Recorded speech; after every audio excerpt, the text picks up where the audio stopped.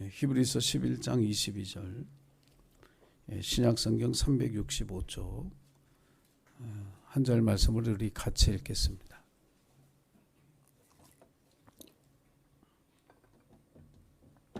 히브리서 11장 22절, 우리 함께 말씀 봉독합니다. 시작. 믿음으로 요셉은 임종시에 이스라엘 자손들이 떠날 것을 말하고 또 자기 뼈를 위하여 명하였으며. 아멘. 믿음으로 살기 일곱 번째 이야기, 오늘 요셉의 믿음이란 제목으로 함께 말씀을 나누기를 원합니다. 우리가 믿는다고 말합니다. 믿는다, 하나님 믿는다, 우리가 믿음이 있다 라고 할 때 그 믿음을 여러 가지로 정의 내릴 수 있지만, 믿음이란 뭘까라고 할 때 하나님의 주권을 인정하는 것이다, 내 인생의 주인이 하나님이시다, 이렇게 고백하는 것이 믿음이라고 하는 것입니다. 왜냐하면 우리가 우리의 죄악 때문에 죽을 수밖에 없었던 존재, 심판받아야 될 존재였는데 예수님이 우리의 죄짐을 대신 짊어지고 십자가에 죽으심으로써 우리의 옛사람은 이미 예수와 함께 십자가에 못 박혀 죽었고, 오늘 살아가는 나의 생명은 부활하신 예수 그리스도의 생명으로 살아가는 것이기 때문에 우리 인생의 주인이 하나님이시다라고 하는 이 고백은 어쩌면 당연한 고백이 되는 줄로 믿습니다. 그래서 여러분, 인생의 주권이 하나님 앞에 있음을, 내 인생의 주인이 하나님이심을 고백하는 그 믿음 안에 살아가시기를 주의 이름으로 부탁을 드립니다. 요즘 강아지를 데리고 산책하는 분들을 아주 많이 봅니다. 여러분이 그 주인공이실 수도 있겠는데요. 대부분 강아지와 주인은 이 줄 하나를 이렇게 연결이 되어져 있죠. 그래서 줄에 묶어서 주인이 강아지를 끌고 갑니다. 강아지가 가고 싶은 대로 가는 것이 아니라 사실은 주인이 가고 싶은 대로 가는 거죠. 강아지의 생각이나 의지가 중요한 것이 아니라 주인이 어떤 생각과 의지를 가지고 강아지를 끌고 가느냐가 중요한 것이죠. 강아지 입장에서는 주인이 이끄는 게 마음에 안 들 수도 있습니다. 그럼에도 불구하고 그 줄에 매여져 있는 강아지는 주인의 생각과 의도대로 이끌림을 받아야 하는 것이죠. 강아지로 비유해서 비유가 마음에 안 들 수도 있지만 하나님과 우리의 관계도 그렇습니다. 하나님이 우리의 인생을 인도하시는 우리의 인생의 주인이신데 그 인도하심이 항상 내 마음에 드는 것일까? 여기까지 살아오시면서 하나님이 여러분의 인생을 여기까지 인도하셨는데 마음에 드십니까?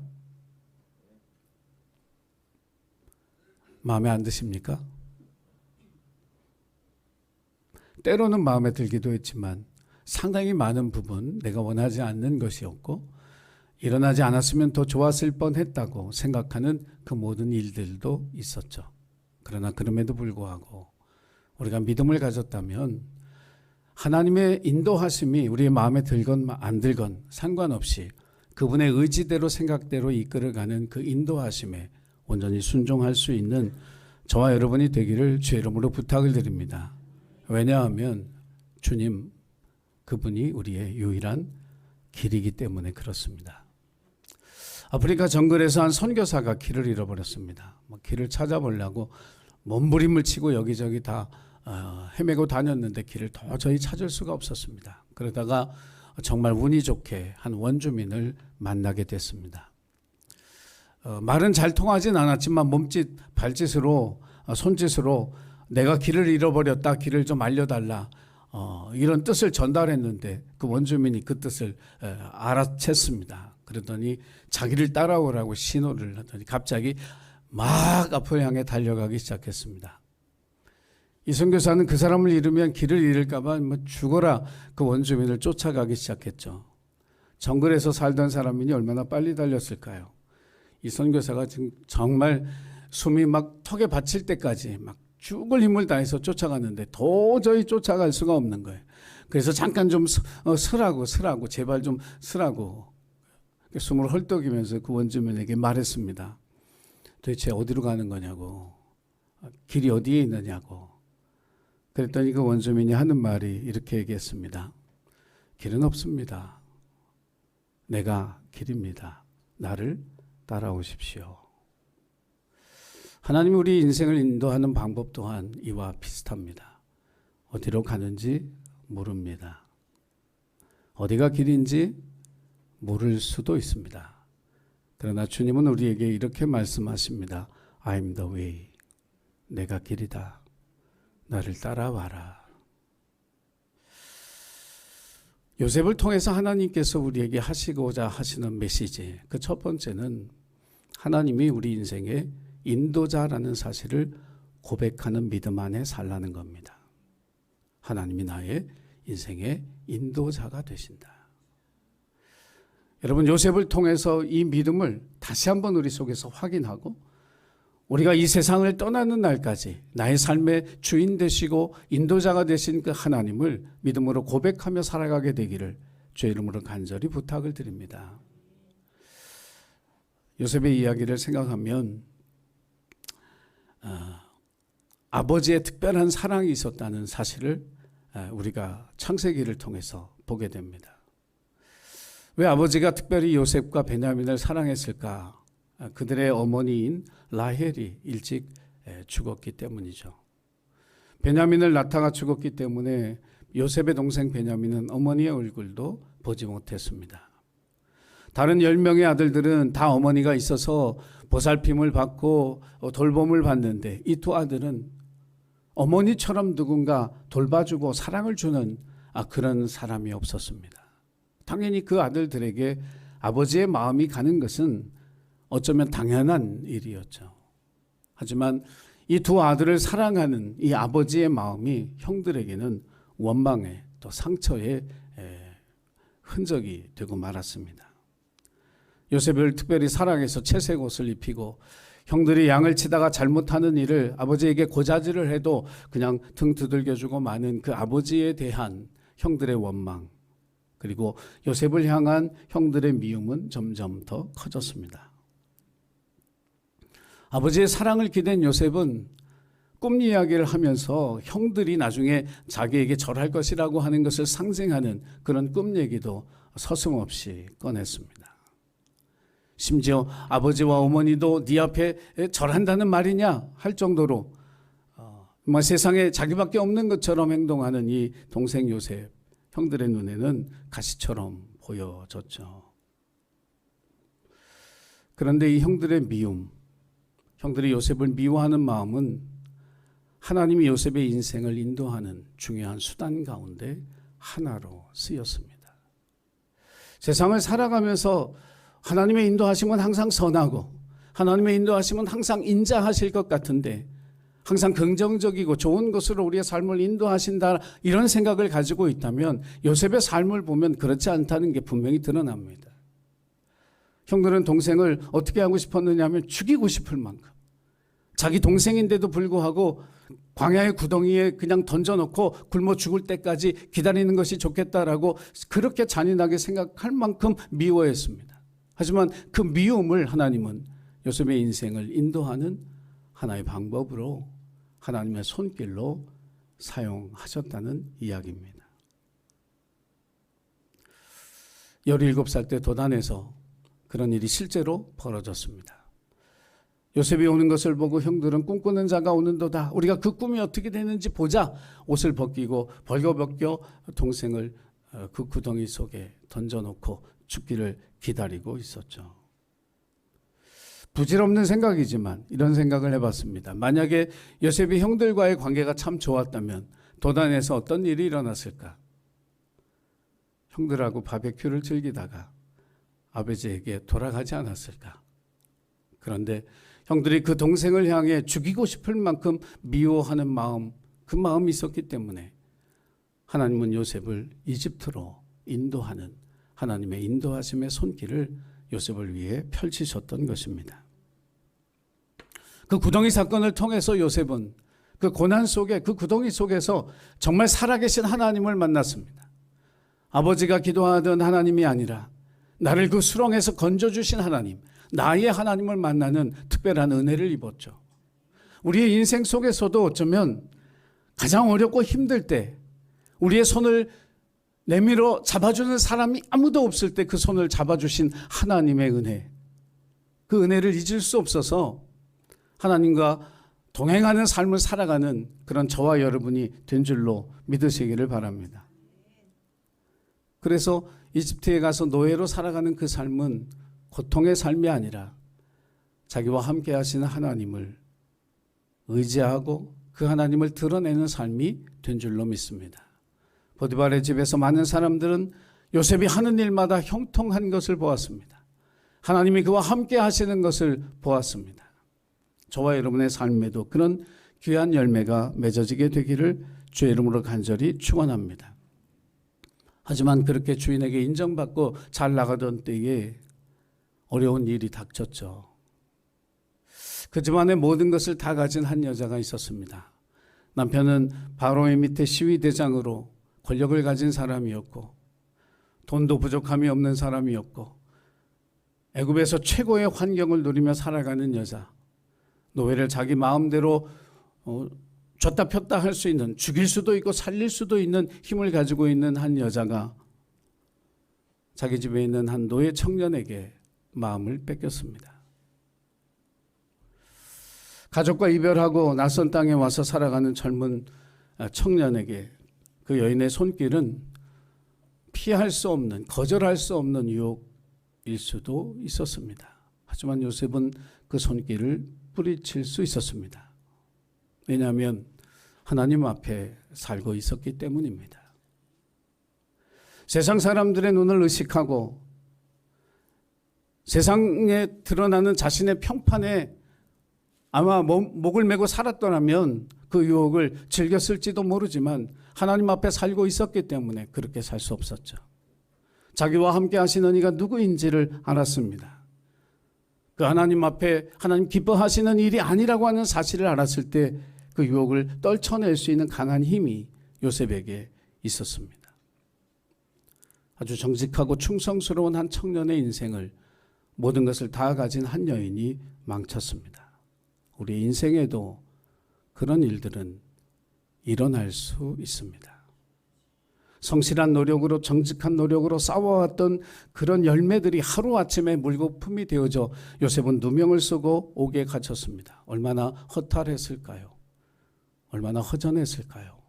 만약에 여러분의 인생에 한 수년 동안 애써서 노력하고 수고해왔던 어떤 열매가 이제 눈앞에 보이는데 그 열매가 한순간에 사라져 모든 것을 다 빼앗기고 잃어버렸다면, 그래서 감옥에 누명을 쓰고 우울하게 갇혀 있다면 여러분은 여러분의 인생을 어떻게 하시겠습니까? 많은 사람들이 삶을 포기할지 모릅니다.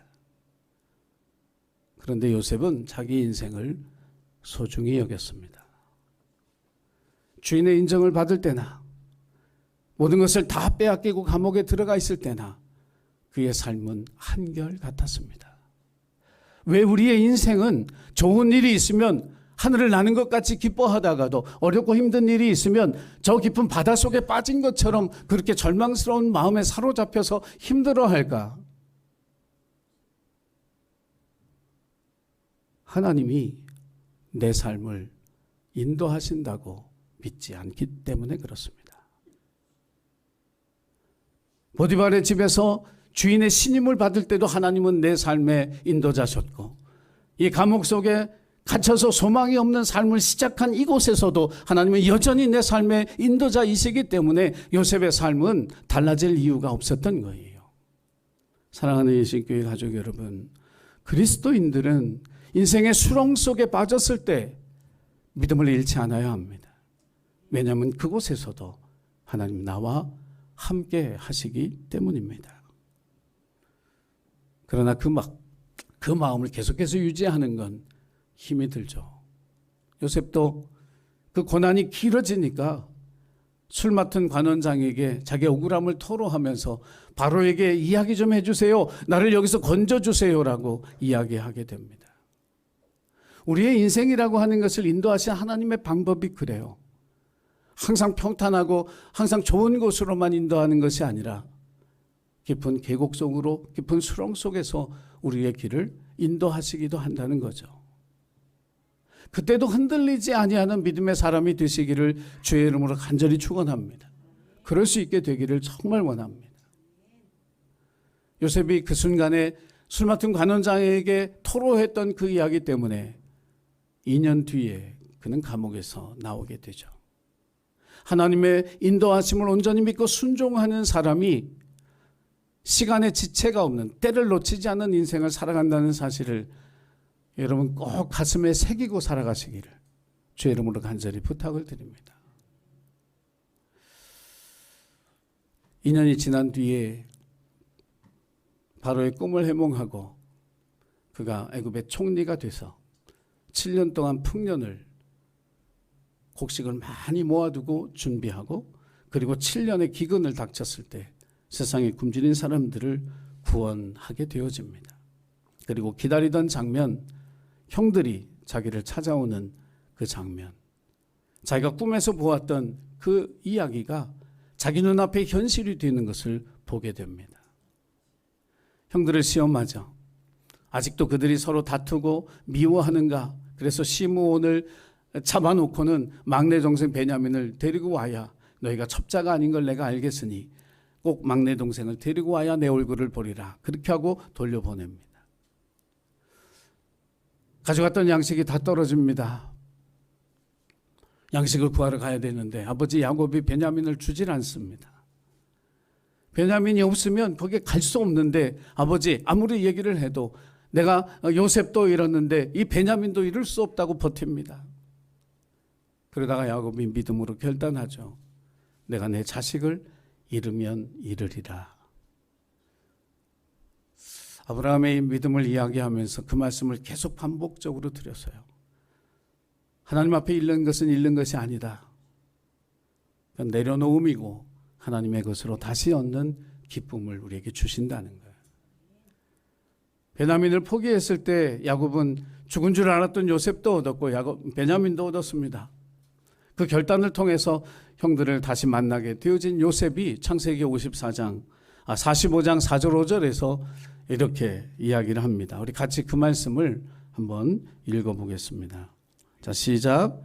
요셉이 형들에게 이르되 내게로 가까이 오소서. 그들이 가까이 가니 이르되 나는 당신들의 아우 요셉이니 당신들이 애굽에 판 자라. 당신들이 나를 이곳에 팔았다고 해서 근심하지 마소서. 한탄하지 마소서. 하나님이 생명을 구원하시려고 나를 당신들보다 먼저 보내셨나이다.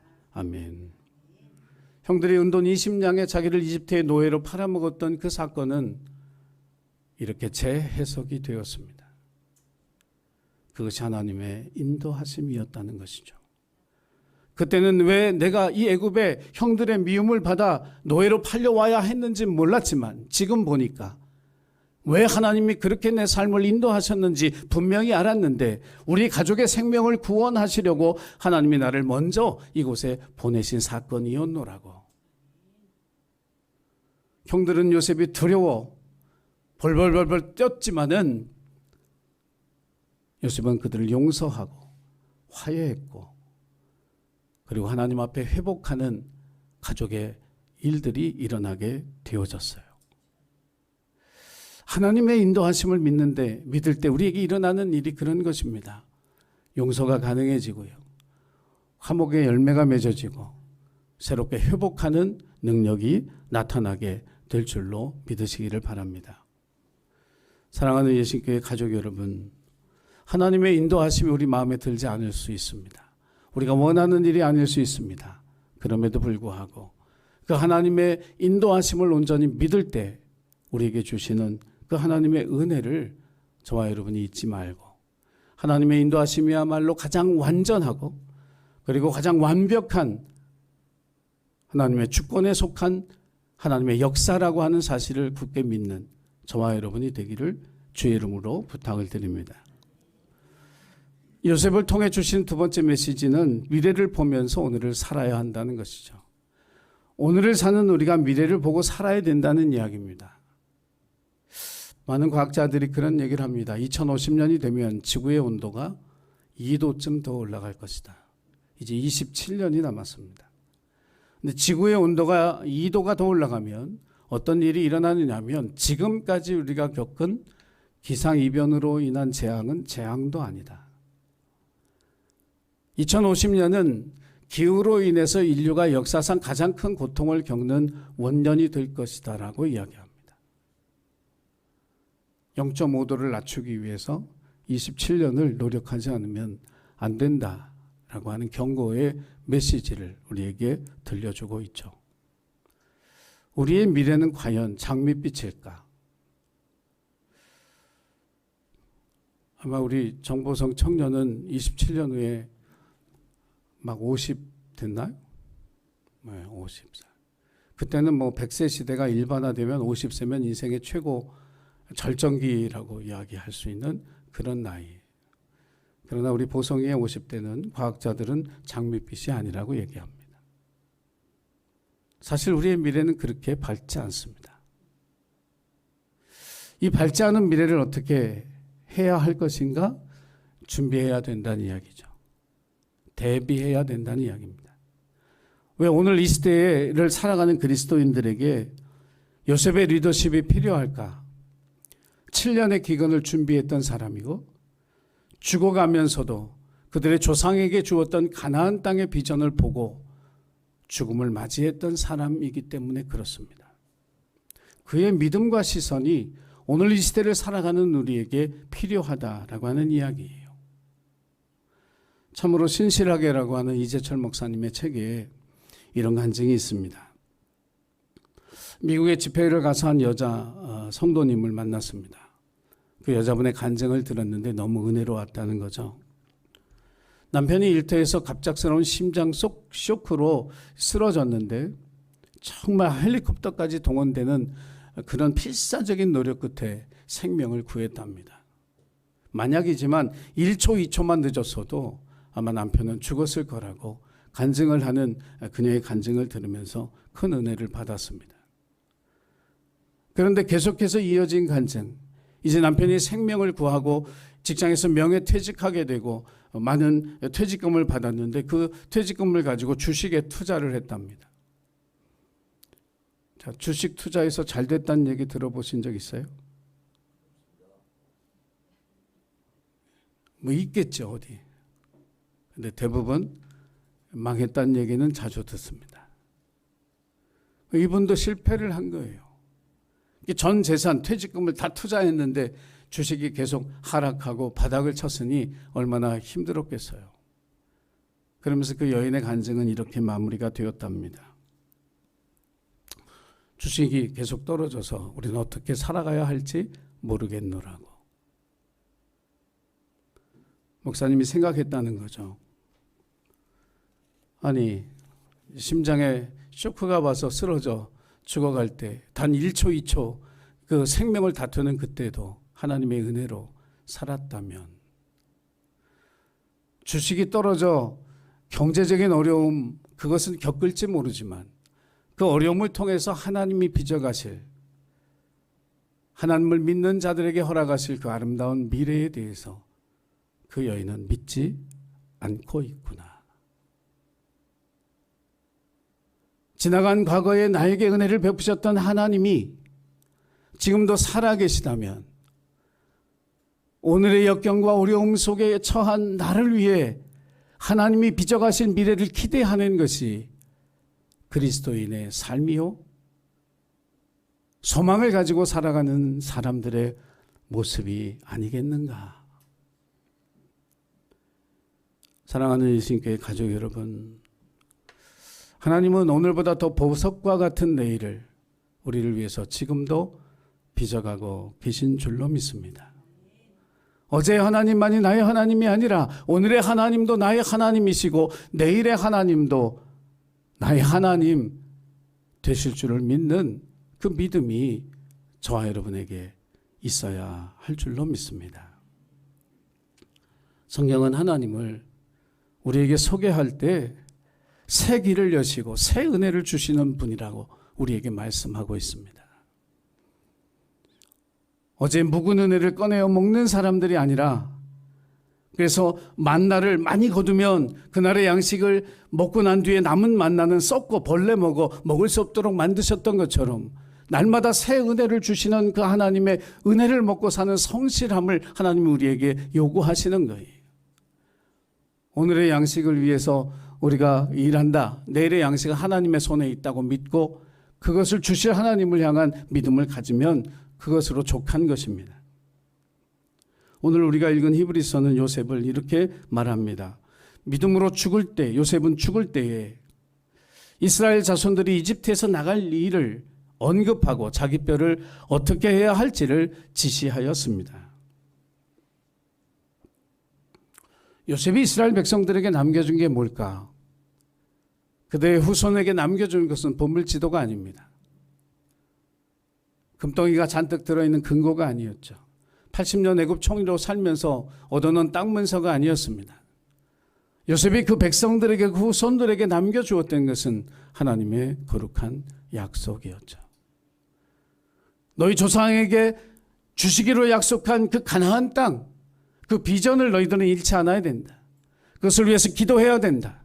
언젠가 하나님께서 이곳에 오셔서 너희들을 이끌고 갔을 때 순종해야 된다. 하나님의 꿈, 하나님의 비전, 하나님의 내일이 바로 거기에, 너희의 내일이 거기에 있다라고 하는 이것을 남겨준 거예요. 믿음의 다음 세대를 이야기합니다. 한국교회 위기라고 얘기합니다. 뭘 남겨줘야 할까요? 아름다운 교회 건물을 남겨줘야 할까요? 아니면 멋진 프로그램, 틀림없이 부흥되는 그런 프로그램들을 잘 만들어서 남겨줘야 될까요? 아니요. 요셉의 이야기는 우리에게 분명히 얘기합니다. 하나님의 위대한 약속을 남겨라. 그것을 위해서 기도하게 하라. 그것을 위해서 꿈을 꾸게 하고 그것을 위해서 준비하게 하라. 이것이 하나님 요셉을 통해서 우리에게 주고 있는 말씀이에요. 오늘 요셉은 우리에게 이렇게 얘기하는 것 같습니다. 이 땅은 너희가 영원히 살 집이 아니다. 이 땅은 너희의 영원한 거주지가 아니다. 그러므로 이 땅에 대한 소망이 아니라 하나님의 약속을 소망으로 붙잡고 살아가는, 천국을 소망하며 살아가는 그런 사람들이 되라. 애굽의 총리로 80년을 살았어도 그의 마음은 애굽에 남지 않았습니다. 그의 마음은 늘 홍해 건너, 그 광야를 건너 그들의 조상에게 주신 땅 가나안을 향해 있었던 것. 저와 여러분이 그것을 기억하면서 우리도 이 땅에 살지만 천국의 소망, 하늘나라의 소망을 가지고 살아가는 하나님의 백성들이 되어야 할 줄 믿습니다. 지난 주간 사순절 묵상을 통해서 누가복음 22장 37절, 6월절 만찬의 마지막 부분에 예수님이 제자들에게 칼을 준비하라 하신 말씀이 있었습니다. 그 말씀의 뜻은 로마 시대에 장거리 여행을 하는 사람들에게 있어서 필요한 세 가지 필수 소지품이 있었는데 그 중에 하나였죠. 긴 거리를, 먼 여행을 하려면 필요한 것이 세 가지예요. 하나는 전대예요. 돈이 있어야죠. 두 번째는 양식을 넣는 배낭이 있어야 됩니다. 그리고 세 번째로 자기 몸을 지킬 호신용 칼이죠. 예수님은 십자가의 고난, 그것을 겪어야 했고 십자가에서 죽으셔야 했지만 예수님이 바라보는 것은 언젠가 그의 부활의 소망 가운데, 성령의 임재 가운데 성령의 권능을 체험한 제자들이 복음을 들고 땅끝까지 나가서 복음을 전하는 하나님 나라를, 고난의 식탁을 제자들과 함께 나누면서 그 먼 미래를 보고 계셨던 거예요. 그런데 제자들의 반응이 코미디 같았죠. 칼 두 자루를 예수님 앞에 내밀면서 여기에 칼 두 자루가 있나이다. 겟세마네 동산에서 칼 두 자루 가지고 싸우려고 그랬는지도 모르죠. 그 이야기를 통해서 주님은 우리에게 칼을 준비하라고 하십니다. 미래를 준비하라는 거죠. 오늘의 현실의 고난과 어려움이 아니라 하나님이 펼쳐나갈, 복음의 능력으로 펼쳐나갈 미래를 준비하라는 거예요. 사랑하는 예신교회 가족 여러분, 오늘 현재에 묶인 그런 삶을 살아가는 그리스도인이 아니라 하나님과 함께 가나안의 꿈, 천국의 소망을 바라보며 나아가는, 미래를 꿈꾸는 우리 예신교회 가족들이 되기를 주님의 이름으로 간절히 축원합니다. 하나님의 주권을 인정하는, 하나님의 인도하심에 온전히 순종하는 자녀들이 되시기를 바랍니다. 하나님의 약속의 성취를 우리 눈으로 보는 미래를 꿈꾸며 하루하루의 삶이 그 소망을 향해 전진하는 그런 믿음의 사람으로 살아가시기를 간절히 부탁을 드립니다. 기도하겠습니다. 거룩하신 하나님, 우리에게 주신 하나님의 위대한 약속들을 언제나 기억하며 내 삶을 인도하시고 내 삶의 주인 되신 그 하나님을 의지하는 저희들 되어 온전한 순종으로 그 이끄심에 따르는 예신교회 가족들이 되게 하여 주옵소서. 어렵고 힘든 현실, 너무 좋은 현실 여기에 매이지 않게 하시고 가나안의 꿈을 꾸었던 요셉처럼 우리들도 천국의 소망을 품고 미래를 준비하며 살아갈 수 있는 하나님의 자녀들이 되게 하옵소서. 예수님의 이름으로 기도하옵나이다. 아멘.